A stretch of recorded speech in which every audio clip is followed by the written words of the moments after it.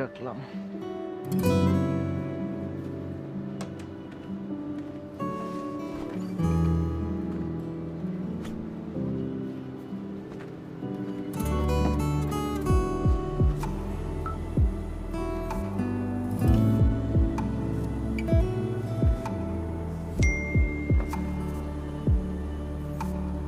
৳৩০? আমাদের ফতুল্লা ম্যাচের কথা মনে আছে? ওই যে খেলায় আমি ৬ মারতে যে হাতে ব্যথা পেয়েছিলাম। ফেরত আসার সময় রিক্সা ভাড়াটা তুই দিসলি, সেই ঋণটা শোধ করলাম। তোর এটাও মনে আছে? ওদিন আমরা জয়েন্ট ম্যান অফ দ্য ম্যাচও হয়েছিলাম। যতবার একসাথে হইছি ভালো কিছু হয়েছে।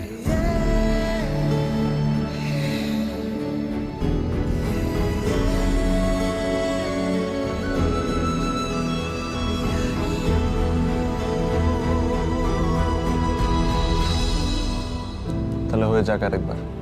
বাংলাদেশের জন্য ওয়ান মোর টাইম।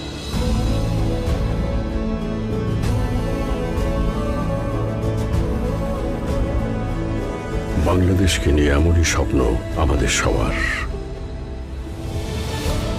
নগদ বিশ্বাস করে দেশের জন্য আমরা সবাই এক।